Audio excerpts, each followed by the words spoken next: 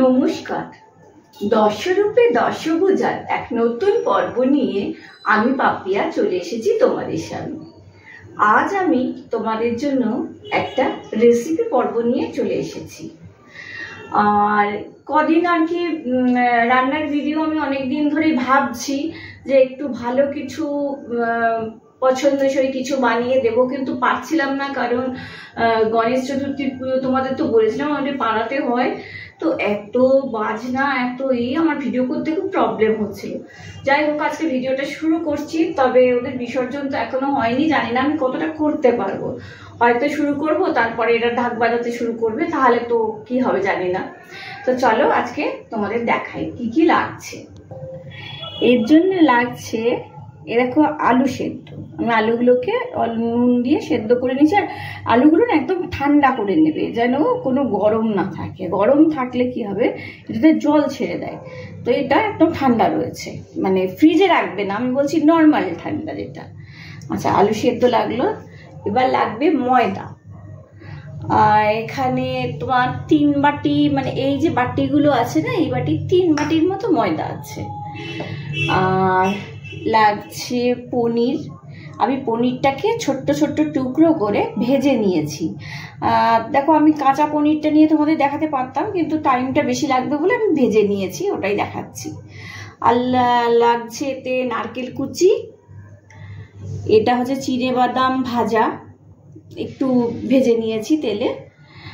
আর এইটা হচ্ছে 5 ফোড়ন, আর একটা শুকনো লঙ্কা, আর তেজপাতা।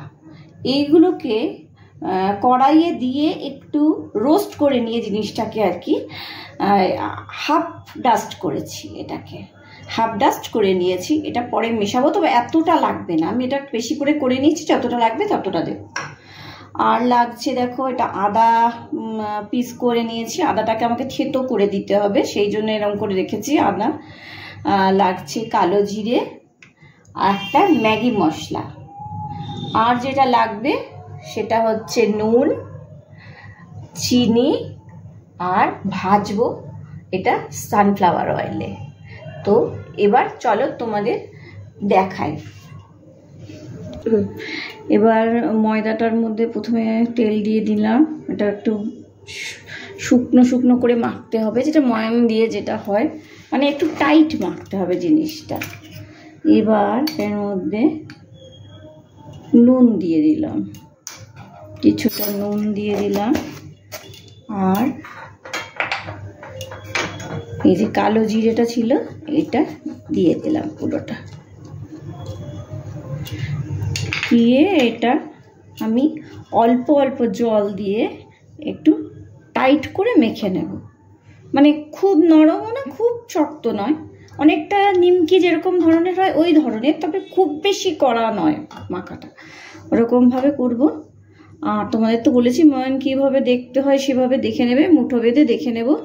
তারপরে আমি একটু জল দিয়ে একটু একটু করে মেখে নিয়ে তারপরে আমি তোমাদের দেখাচ্ছি।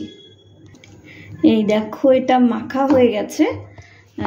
এটা মেখে এবার এটাকে আমি মিনিট 5-7 রেস্টে রেখে দেবো ঢাকা দিয়ে। ততক্ষণ অন্যদিকে আমি আলুর পুরটা বানিয়ে নেব। তো এটা একটু ওপরে তেল দিয়ে দিই, না হলে কী হবে, শুকনো হয়ে যাবে জিনিসটা। একটু তেল দিয়ে এবার এটাকে একটা চাপা দিয়ে রেখে দেবো, তারপর তোমাদের দেখাচ্ছি আলুটা কি করব। এই দেখো, এই যে চিনে বাদামটা ভেজে রেখেছিলাম না, সেটাকে এইটাতে ছোটো সমানটা দিয়ে এটাতে একটু একটু ভেঙে ভেঙে নেব, মানে একদম গোটা না রেখে আধ ভাঙা করে নেবো। একটু ভাঙা করি। এই দেখো, আধ বাটা হচ্ছে এটা, মানে যাতে একটু একটু ভেঙে যায়, একদম গোটা না থাকে।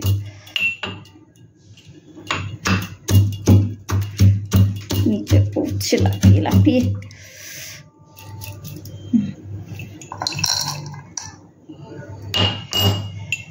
এবার খোসাগুলো দেখো আলাদা হয়ে গেছে, তো খোসাগুলো একটু বার করে দেবো দিয়ে। এটা হয়ে গেছে।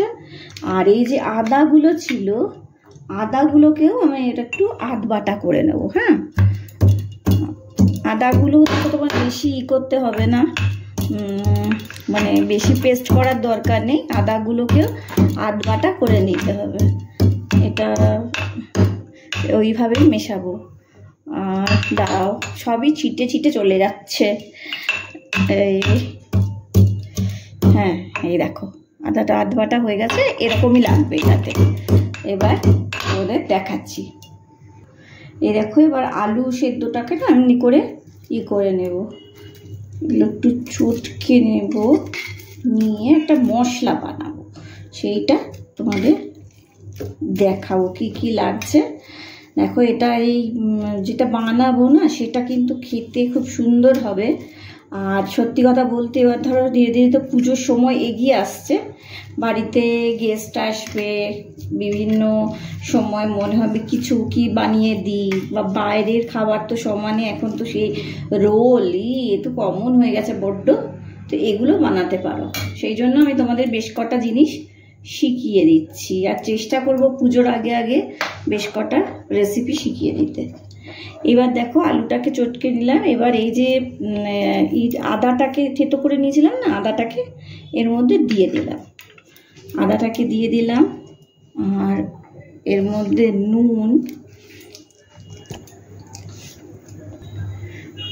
দেখো নুনটা দিয়ে দিলাম। আচ্ছা, নুন আন্দাজ মতো দিলাম, এবার পরে যদি লাগে তখন আবার দেব, বেশি দিয়ে দিলে তো আবার ঠিক করতে পারবো না। আচ্ছা, এবার এটা একটু মেখে নিচ্ছি,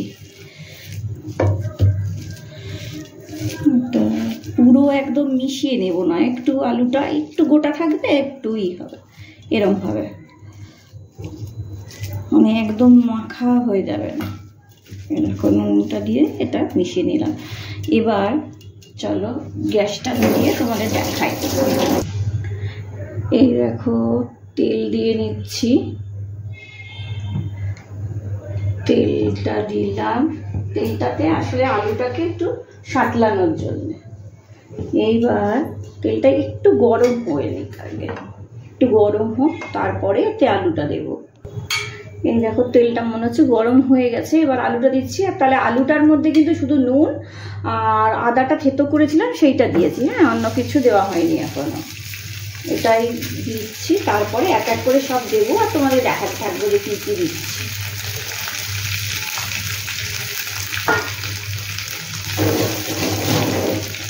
আর তোমাদেরকে আরেকটা ভুলে গেছি, আমি প্রত্যেক দিনের মতো যেটা করি, একটা না একটা কিছু ভুলেই যাই, সেটা হচ্ছে একটু হলুদ গুঁড়ো লাগবে কালারটার জন্য, নাহলে একদম সাদা সাদা হবে। তো হলুদ গুঁড়ো দিয়ে দিলাম, একটু হলুদ গুঁড়ো দিলাম। এবার হলুদটাকে একটু মিশিয়ে নিই।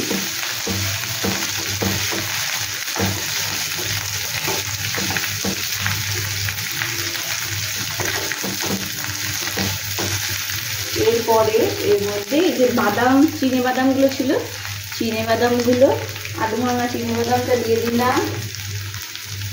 পনির ভাজারটা দিয়ে দিলাম, নারকেল কুচিটাও দিয়ে দিলাম। নারকেলটা না ভাজলাম না, নারকেলটা ভাজলে একটু শক্ত শক্ত হয়ে যায় এটাতে, যে কারণে আমি নারকেলটাকে এমনিই দিয়ে দিলাম। এর মধ্যে তো একটু ভাজা ভাজা এমনিতেই হবে, এই মশলাটার মধ্যে এইটা দিয়ে দিলাম। দিয়ে তারপরে আমি যে একটা পাঁচফোড়ন আর শুকনো লঙ্কা আর তেজপাতা দিয়ে গুঁড়ো মশলা বানিয়েছিলাম, সেইটাকে 2 চামচের মতো এতে দিয়ে দিচ্ছি। এই মশলাটাতে একটা ভাজা মশলার সুন্দর গন্ধ আসবে এটাতে। আর আমি কাঁচা লঙ্কা কিন্তু ইউজ করছি না, আমি এইটাই দিচ্ছি। এবার দেখো, এইটা দিয়ে এটাকে এবার একটু ভালো করে মিশিয়ে নেব, মানে এটা একটা পুর বানাচ্ছি। এবার তবে হ্যাঁ, তোমাদের বলছি আলুটাকে কিন্তু এরকম একটু আধ ভাঙাই রেখো, আর আলুটাকে কিন্তু পুরো মিশিয়ে দিও না, হ্যাঁ, এরকম করে। এবার এর মধ্যে অল্প মিষ্টি দেবো, একটু চিনি দেবো, মিষ্টি খুব বেশি না, অল্প একটু চিনি দিচ্ছি।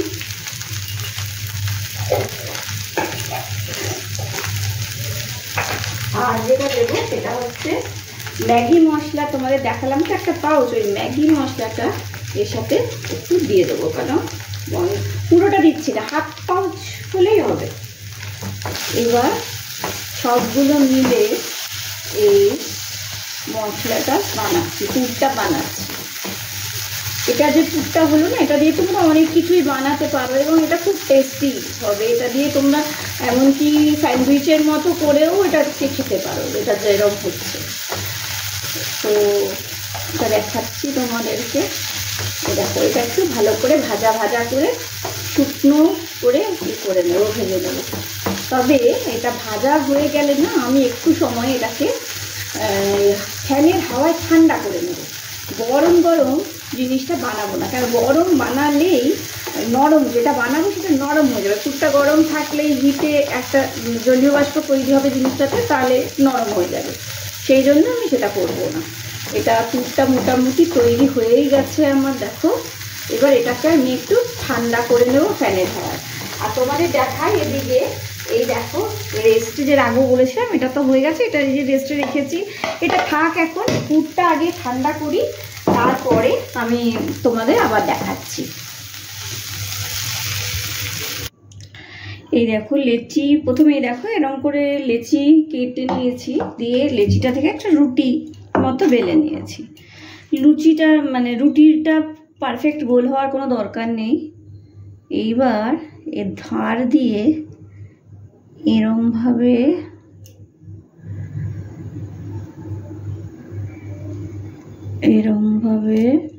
এটাকে কেটে নেব।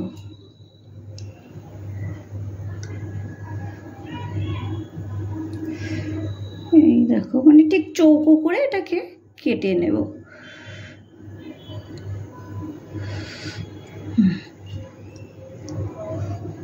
এটা দেখো কাটা হয়ে গেল।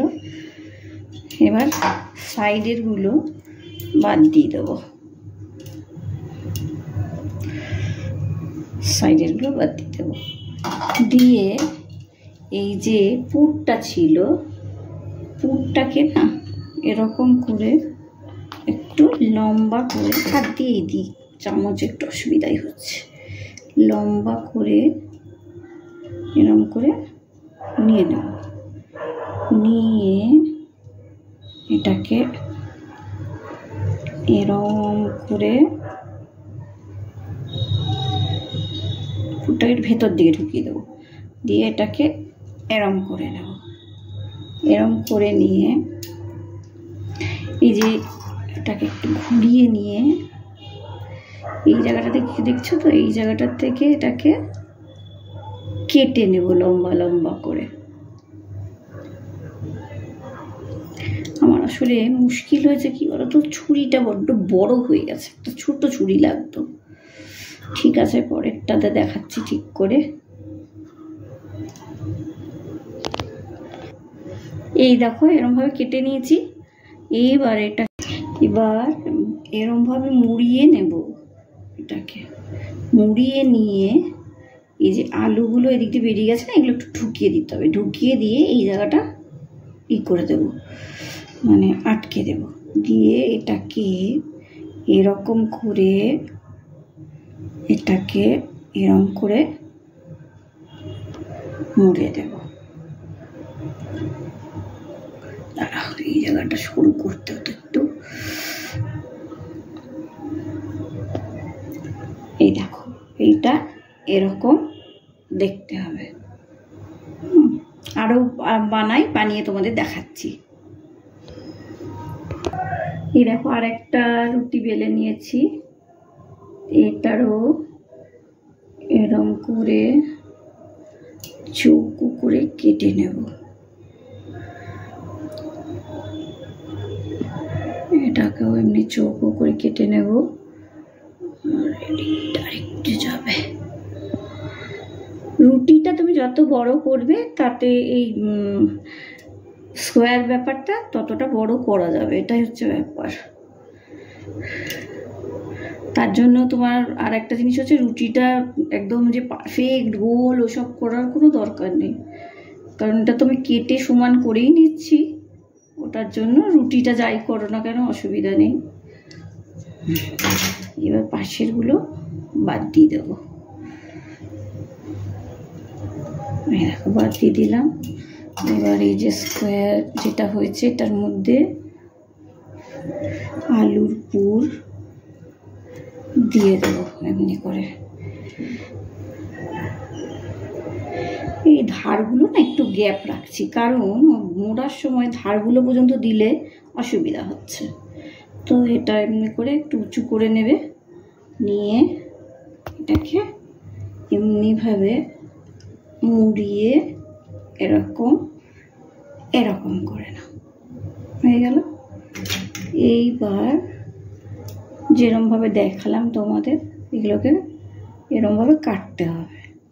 শুধু মনে রাখবে এই এন্ডটাকে না কাটবে না, এটা একটু এন্ডটা ছেড়ে দিয়ে তারপরে এগুলোকে সরু সরু করে চিড়ে নেবে। যেরকম আমি অনেক ধরনের নিমকিতেই তোমাদের এরকম দেখিয়েছি, সেরকমভাবে পুরো চিড়ে চিড়ে নেবে।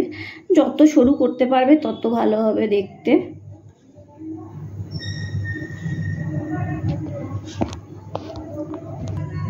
এই দেখো এটাও জোড়া হয়ে গেছে। এই যে এই ধরনের স্ন্যাক্সটা হবে। এইটা বানিয়ে এরপরে আর কয়েকটা বানিয়ে নিই, তারপরে এগুলোকে ভালো করে তেলে ভাজবো। দেখো দেখতেও কত সুন্দর হয়েছে, আর ভেতরে আলুর পুরটাও খুব টেস্টি হবে, খেতেও ভালো হবে। তো তোমরা এটা করতেই পারো। আর আমি সবসময় বলি তো যে খাবার জিনিস শুধু টেস্টি না, প্রেজেন্টেশনটাও একটা বড় ব্যাপার। তো ধরো সেই জন্যই দেখাচ্ছি তোমাদের। এই দেখো এমন কিছু কঠিন না, ইজি জিনিসটা। তা আরও কয়েকটা বানিয়ে নিই, তারপরে ভেজে দেখাচ্ছি। এ দেখো তেলটা গরম করে এর মধ্যে এগুলো ছেড়ে দিলাম। এগুলো এবার মিডিয়াম ফ্লেমে ভাজবে, একদম কমিয়ে ভাজতে হবে না, মিডিয়াম ফ্লেমে এটাকে ভাজবে। তবে একটু এদিক ওদিক করে ভাজতে হবে, যাতে মানে ভালো মচমচে ভাজাটা হয়। দেখো দেখতে কি সুন্দর হবে ভাজা হয়ে গেলে দেখবে। তবে আমি কিন্তু তোমাদের খুব মিষ্টি মিষ্টি রেসিপি শেখাচ্ছি, যেগুলো হ্যাঁ যদিও খেতে এটা নোনতা কিন্তু দেখতে মিষ্টি। তার জন্য তোমাদের কি করতে হবে, তার জন্য তোমাদের কিন্তু আমার চ্যানেলটাকে যারা সাবস্ক্রাইব করেছো তাদের বন্ধু বান্ধব আত্মীয় স্বজনের মধ্যে এটাকে শেয়ার করে দিতে হবে, আর তাদের বলতে হবে তারা যেন একটু সাবস্ক্রাইব করে দেয়। ঠিক আছে, দেখো এটা হচ্ছে হোক। আর আমার কি জানো তো, তেলের জিনিস ভাজতে গেলে সব থেকে প্রবলেম হাতে ছিটবেই। আমি এত রান্না করি তাও হাতে ছিটবে, হাত জ্বালা করবে, একদম মাথা ধরা। আমি ততক্ষণ একটু জল দিয়ে নিই, হাতে একটু লাগলো। তোমরা দেখো তা হচ্ছে, এই দেখো হয়ে গেছে। এটার নাম আমি নতুন দিয়েছি, কি বলতো, এটার নাম দিয়েছি পটেটো মশালা ব্রেসলেট। দেখো অনেকটা ব্রেসলেটের মতো দেখতে হয়েছে, তো ওই জন্য আমি এটার এই নাম দিয়েছি। আমরা হাতে যেগুলো পরি ওই ধরনেরই দেখতে হয়েছে। খুব মানে করে যাকে খাওয়াবে সে খুব মজা পাবে, আর যখন নিজে বানাবে নিজেরও খুব ভালো লাগবে। নতুন নতুন মানে আইটেমগুলো ধরো নতুন, এবং তাছাড়া পুরটা হয়তো তুমি বলতে পারো যে না আমরা এই ধরনের তো অনেক কিছুতেই পুর ভরে খাই, কিন্তু এই ধরনের শেপ দিলে দেখতে আরো সুন্দর লাগবে, যাকে দেবে তারও খুব পছন্দ হবে। তো বানিয়ে দেখো, আমি চেষ্টা করব পুজোর আগে এরকম সুন্দর সুন্দর বেশ কিছু রেসিপি তোমাদের জন্য আনতে। তা আজ আর বেশি কিছু বলছি না, শুধু এইটুকু বলছি এত সুন্দর একটা রেসিপি দেখালাম। আর দেখো সত্যি কথা গরমের জন্য প্রচন্ড ঘেমেও যাচ্ছে, এত কষ্ট করেও তাও তোমাদের জন্য দেখালাম। তার জন্য প্লিজ আমার চ্যানেলটাকে একটু সাবস্ক্রাইব করে দিও, শেয়ার করে দিও, লাইক করে দিও। আর যারা সাবস্ক্রাইব অলরেডি করে ফেলেছো তারা বন্ধু বান্ধব আত্মীয় স্বজন সবার মধ্যে একটু আমার এইটাকে শেয়ার করে দিও, আর তাদেরকে বলো আমার ইউটিউব চ্যানেলটাকে যে একটু সাবস্ক্রাইব যেন করে। ঠিক আছে, ভালো থেকো, সুস্থ থেকো, আজ আসি।